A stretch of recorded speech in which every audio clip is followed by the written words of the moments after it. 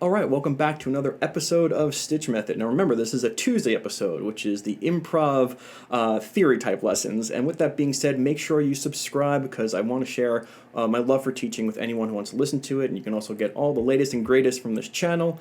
With that being said, let's get right down to it. Parallel scales and parallel modes, a very frightening topic for a lot of people. What does it mean? How do we use them? And so we're going to try and simplify them and boil them down. To make a long story short, we need to study the word parallel. All right? And the meaning behind the word parallel that we're going to use for this topic is similarities. If I said we need to draw a parallel between this and that, it means what are the similarities? So a long story short, a parallel scale is going to have similarities to the chord progression that you are playing. We can get a little bit further, but we're going to stop there and talk. Today we're going to be using an A Mixolydian backing track or chord progression. And now the video linked up here someplace, right? I got to get up like that. Is going to be my understanding modes part 1. Okay, and that is about relative modes. Relative modes meaning the chord progression. We are now in the parallel land, which means the scales we can put on top of it. And so, as simple as it is, a parallel mode or parallel scale, what's going to be in common is the starting point. If I have an A Mixolydian progression, which we'll talk about in a couple seconds, it means that my parallel scales are going to have an A as the root. A Mixolydian progression, A scales as the root. There are plenty of scales, many scales that have A as a root. You can name like hundreds if you get into it, but only several will work. And the point of this video is to show you that the more you study parallel scales and parallel modes in different types of scenarios, the more you'll get out of them, the more you'll feel how to play them, and you'll be very good at soloing and jamming. So let's keep going here. The chord progression we're going to use is a very famous A Mixolydian chord progression. Give it a listen.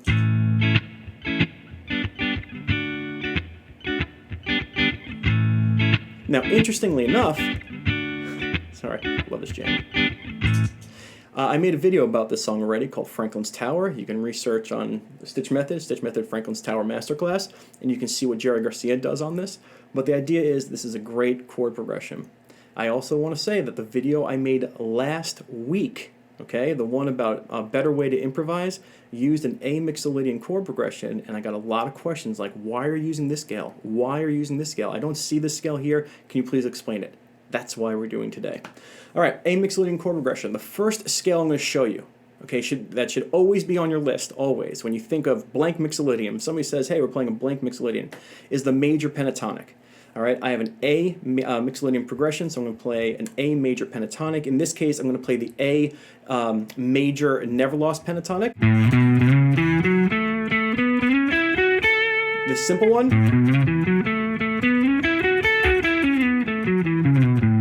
And we should get a very nice sound. Let's see if we agree.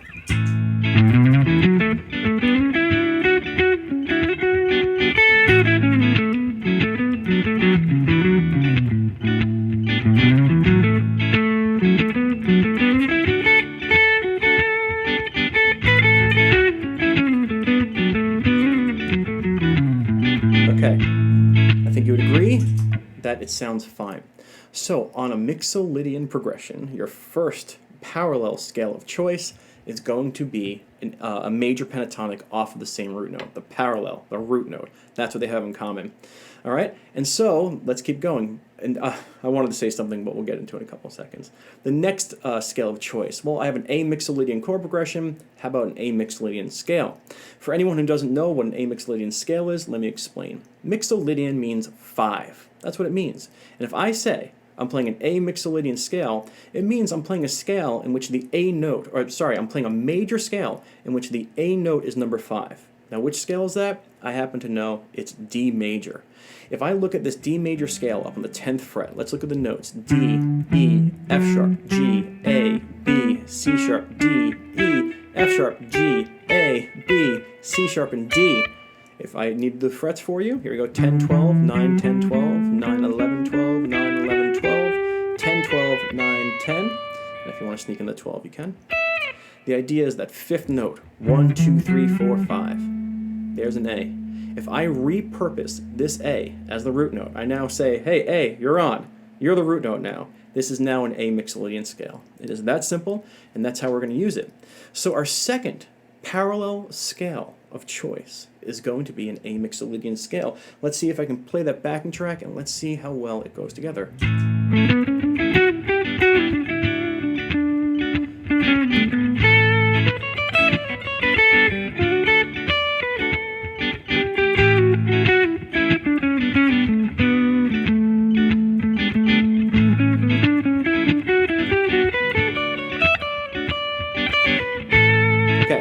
I can sit and play for a long time, but now it's like, ooh, it sounds good. It has a little bit more color than the pentatonic. Yeah, you're right. Of course it does. It has a lot more notes. Well, it has 2 more notes, but it creates the illusion of having a lot more notes.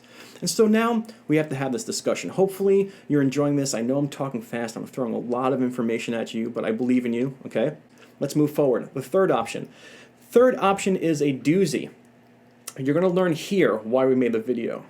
Depending on what scales you decide to put in on top of your Mixolydian chord progression, you can get some really cool sounds out of your solos. And one that works all the time, and you want to think of like grit and rock, is the minor pentatonic, the A minor pentatonic. The parallel being the A root note.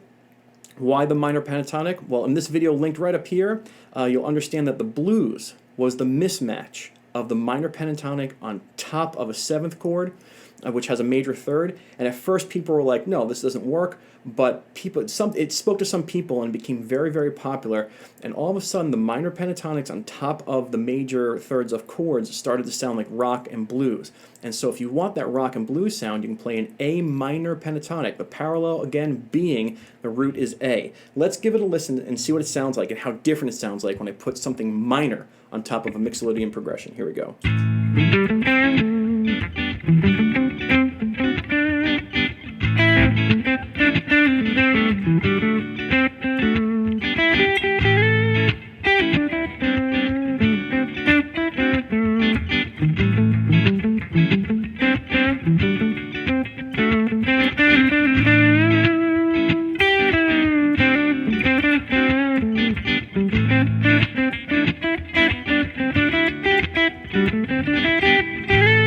I keep going, but you can hear it has a lot more grit than the major pentatonic and the Mixolydian. And it's because we owe that to the blues. The parallel pentatonic, the minor pentatonic is like, whoa. So now when you're soloing, you can learn how to spice it up. Again, I'm referencing the how to better improvise, practice improvising lesson from last week. So before I give you the 4th one, let's see if we can mix and match and you can hear the differences, all right? I'll try and shout them out without screwing up too much. Here is the A major pentatonic.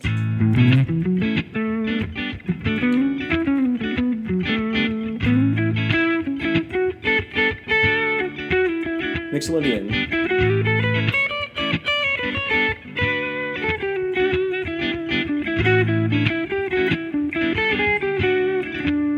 All right, minor pentatonic.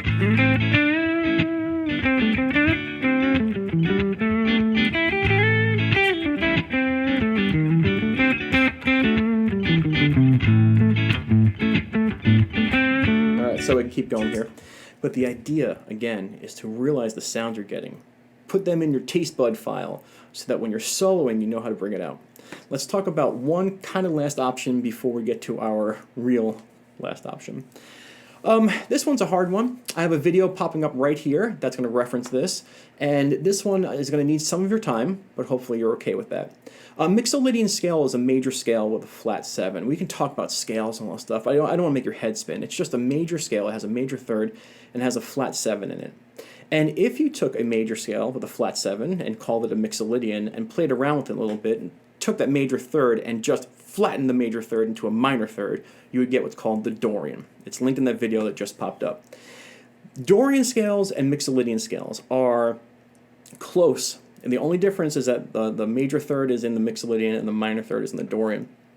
And so, just like I showed you with the minor pentatonic, now if I put the Dorian scale on top of it, it's like, whoa, watch out, what happens here? Well, let me show you the A Dorian I'm going to use.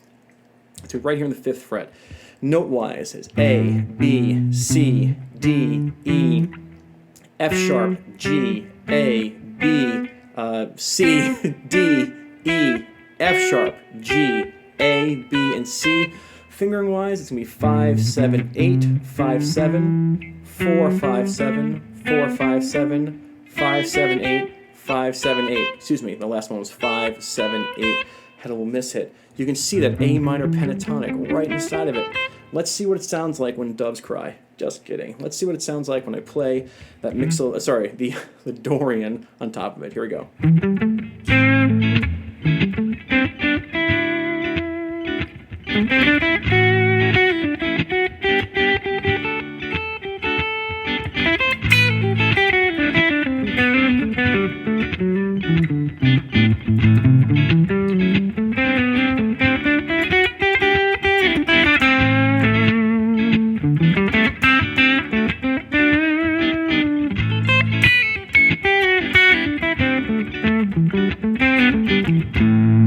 I can sit and just play this forever. But the idea is you can hear it sounds very much like a minor pentatonic, but it has some extra color to it. And so this is the idea of parallel scales working on top of relative modal progressions. I hope I'm doing my job here. Relative modes of the chord progression, parallel scales are the ones on top, are the ones that you can change out dependent on your taste buds. Now, if you do watch that video, again, it's like the 5th time I've mentioned it, how to better improvise, or way better improvisation from last week, you're going to see me kind of going through different ideas. And the more ideas you know, the more ideas you can practice and play in real time with a backing track or with your friends. Now, before we go, I want to explain that there is one scale, my final little point up here, okay, known as the Dorian blues scale. I have a great video on it, it has a chart, it explains everything, and that shows you how pretty much all these scales we talked about are inside of one little area. And the idea is to see all those scales. You can see your A major pentatonic, you can see your A minor pentatonic, your A Mixolydian, and your Dorian. And it looks like a giant footprint, but as you think of each scale and what it has to offer, actually I'll rephrase that, as you think of each parallel scale off of the same root note and what it has to offer, the flavor, the taste, then your phrasing can be built around all the scales inside of it. And so I'm going to show you a little bit of what that sounds like. And now the blueprint for it is frightening. I'm not going to show you, it's in that video I just referenced, but you can hear the different sounds. Here we go.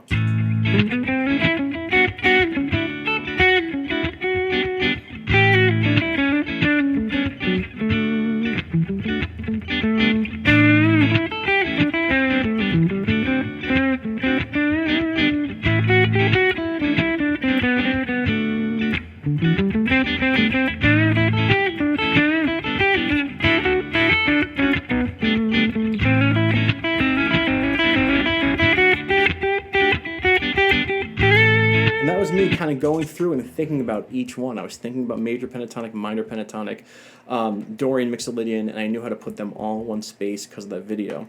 And so long story short, you need to practice to this backing track. You can find Franklin's Tower backing tracks everywhere. And you want to practice laying down an A major pentatonic.